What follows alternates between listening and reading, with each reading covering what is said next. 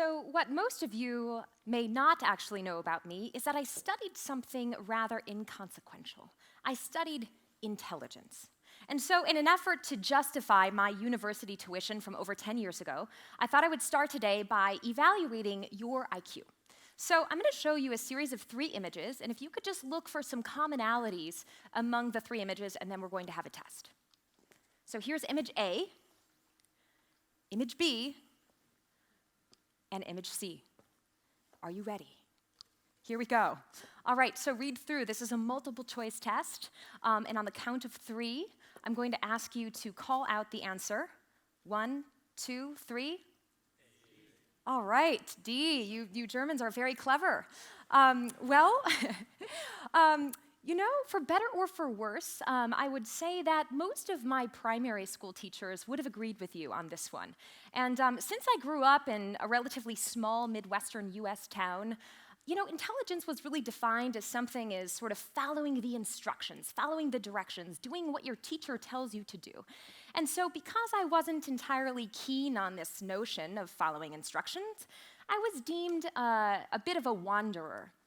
And speaking of wandering, I'll never forget that day that my mother arrived home from the hospital. And with her, she had triplets. Yes, my new triplet siblings. And as you might imagine, I wasn't entirely thrilled with this new development in my family. And so I did what most 4-year-olds perhaps would do, and I found my little backpack, and I ran out the door, I took a left turn, and I ventured off into the world. That was the first time that I ran away.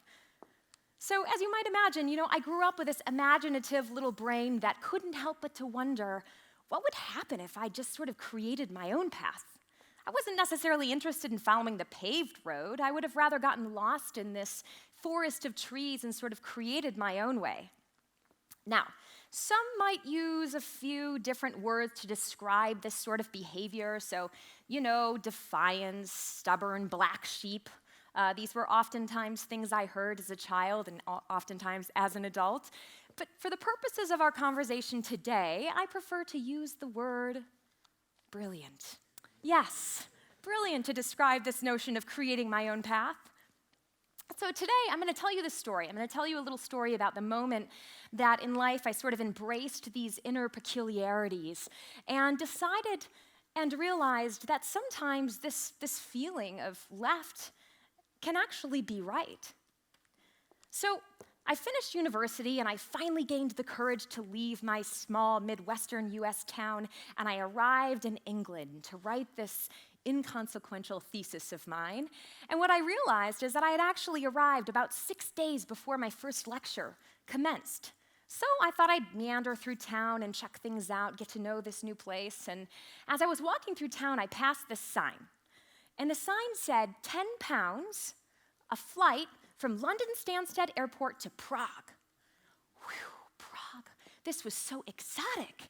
Here's a little secret. I actually had no idea where Prague was, but you know, I thought, I've got a little time to kill, and I have £10, so it's either this or it's a couple pints of warm English beer.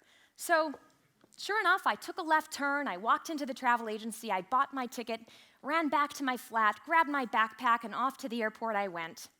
Before I went to the airport, I should mention that I did go to the Cambridge Public Library. I thought, you know, if I'm going to go to this place, this country, that I have no idea where it is, I might as well get a book. So I picked up a book, and I learned very quickly from my book that Prague was in a place called Czechoslovakia. Of course, right? It wasn't until a few days later that I realized that this book had been published in 1989, and it was 2001, but you know, I thought, gosh, with so many old buildings as I flipped through the pages, what could have possibly changed, you know, in 12 years? So there I went, EasyJet flight 3065 from London Stansted to Prague. And as I was in that flight, I was sort of flipping through the in-flight magazine, looking at the maps. I was so fascinated. We don't learn necessarily about all of these things in our American education system. And I was looking and looking and looking, and I could not find Czechoslovakia, and I was so worried. I thought, wait a minute, I'm supposed to be going to this country, and it doesn't even appear to exist.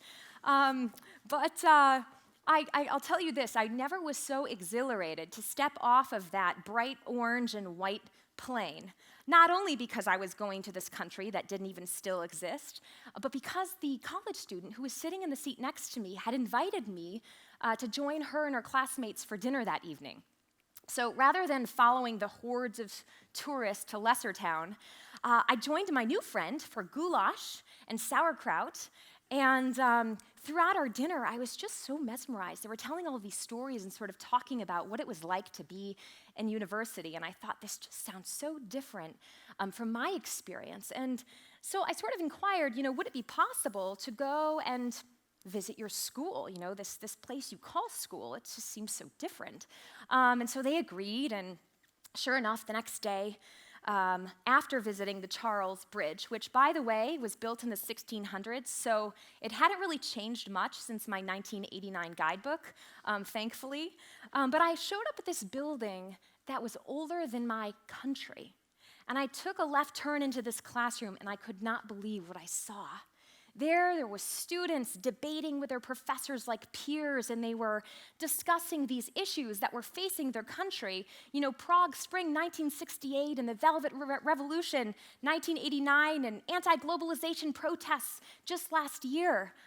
Rather than diving into these outdated textbooks, these students were actually engaged in these relevant questions that pertain to their city and their country. Now, this left turn quickly turned into another left turn as I jumped on a train and I went to Austria, and there I met this 9-year-old boy who had actually been to more countries than I had fingers and toes. I couldn't believe it. And he welcomed me to his school where he was learning 3 languages, English, German, and French. And I thought, I'm going to impress this little guy. I'm going to tell him about, I just went to Prague and it was so cool. And he looked at me and said, "Oh, you mean Czech Republic? Oh, it's quite lovely, isn't it?" Now, how did he know that? So, this child got me thinking, how is it possible that this 9-year-old actually seems to know more about the world and has a more global perspective than anybody that I've ever met? So, with my curiosity piqued, I returned to Cambridge just in time to daydream through my first lecture. I couldn't stop thinking about where I wanted to go next. And then I learned that it was only £7 to go on Ryanair from London to Florence. And so sure enough, again, grabbed my backpack and quickly found myself going through the Italian countryside, through this province called Reggio Emilia, where there's this educational philosophy that's focused on really following the curiosity of children and allowing their own curiosity to sort of direct their learning process. I learned about this woman, Maria Montessori, and I was so fascinated and intrigued that she created a school that actually fostered and supported independent learning. And of course, I had to think, what my life would have been like if I was born in Italy.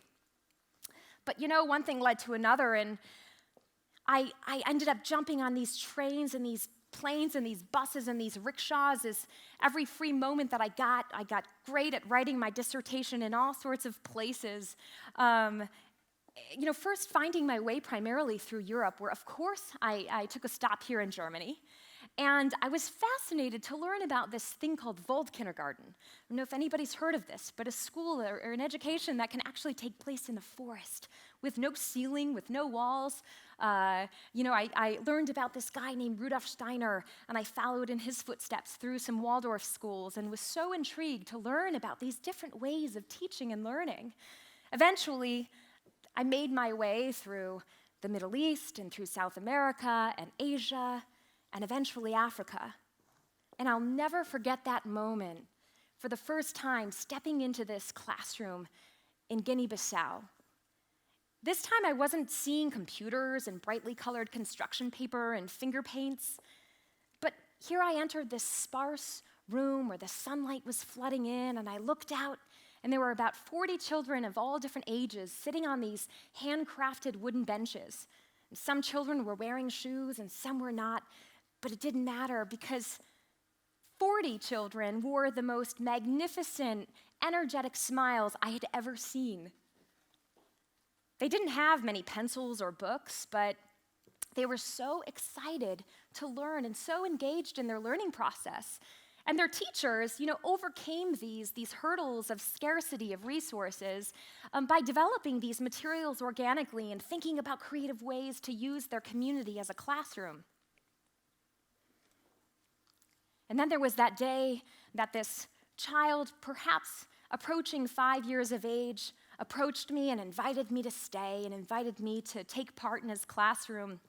And his enthusiasm, his excitement for learning, ignited within me this shift in perspective that led me to continue this overland journey through Senegal and through Mali, Burkina Faso, and Ghana. The more I saw, the more I wondered why in some places children's innate curiosity flourished, and why in some cultures education really inspired a sense of wonder, and why some of these learning environments felt like such a magical space to learn. And then there was part of me, of course, that was furious and frustrated that my experience and the experience of thousands of children, particularly in my country, is so unmagical. Our system and philosophy was designed, for the Industrial Revolution, and our approach doesn't always necessarily encourage these concepts of leadership and creativity and critical thinking, like this one-room African schoolhouse. The United States, really, if you look at the global education ranks, had been slipping, and I couldn't help but to think, can't we do something about this? So these questions and many others eventually brought me to about 80 countries around the world, where I continued exploring this concept of what the role of school was. And as I got lost in these 80 countries, I discovered some fascinating answers in some of the most unexpected places as I saw countries around the world incubating these solutions to address our education challenges. So I moved to Chicago, and what I quickly realized is that what I once understood to be such a global challenge was also very local. And I found myself living in a city where thousands of children in my own backyard did not have access to a high-quality public education. So, what does a 23-year-old, incredibly naive and idealistic person with no formal education experience do? Well, of course, I jumped on my bike and I rode down Clark Street to the Board of Education in Chicago, and I said to them, "It's time to reimagine public education in our country." And yes, they looked at me the way that many of you are looking at me right now with wide eyes, wondering what in the world I was talking about. But sure enough, after 2 denials and after 3 years of submitting these 3 proposals to the Board of Education, they finally approved the Academy for Global Citizenship as a Chicago public charter school in one of the most underserved communities in our city. And there, in 2008, we opened in a dental tool factory, and we welcomed our first students. And with all this idealism, we started our first day of school, and this is what we realized. Upon entering our school doors in kindergarten, 9 out of 10 of these students were already failing. What a contradiction. We had this idealism and this hope that we could create this magical learning environment, just like we saw in Guinea-Bissau, just like I saw happening all over the world. But today, after 5 years, the results speak for themselves. We are now outperforming our nearest neighborhood public school by over 33 percentage points. And 100% of our students, just like my Austrian 9-year-old friend, are learning a second or third language. And what's more, a lot of this learning that's happening in our school is actually happening within the context of these real-world challenges. Our students are learning their math and their science underneath our solar energy learning lab.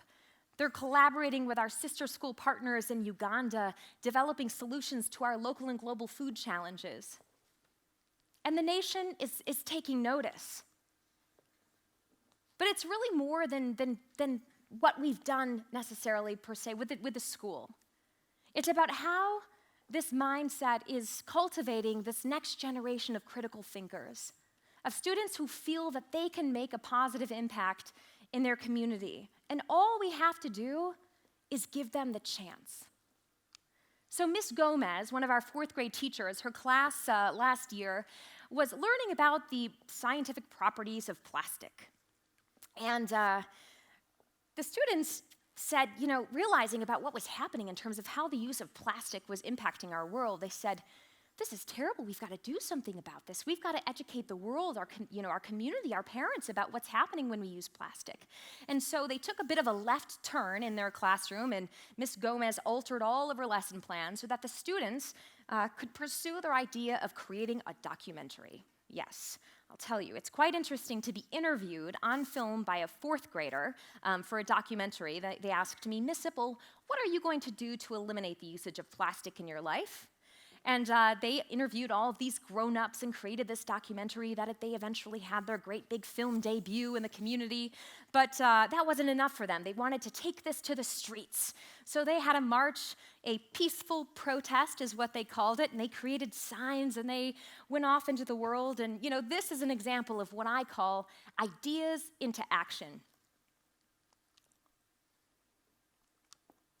So every day at the Academy for Global Citizenship, we see these small victories, whether it's a teacher who allows a student who's feeling a bit fidgety to trade their wooden chair for a bouncy yoga ball, whether it's students who pursue their version of creating an NGO to alleviate poverty in our community. It takes this flexibility and creativity to embrace all of these lefts, but it's fascinating to see what happens as a result. And what I've come to realize in this life of taking left turns is that sometimes what we actually perceive as rights or what we perceive as lefts can actually be right. So, some of the greatest revolutions and greatest minds throughout history have actually taken a few lefts in their own personal paths. Some of the greatest inventions have actually emerged out of error. And some of the changes that are happening in public education today around the world are actually occurring as a result of people seeing that it's children who can actually mold the future of education. The defiant children, the obedient children, all children, rather than the other way around, have the ability to mold the future of education.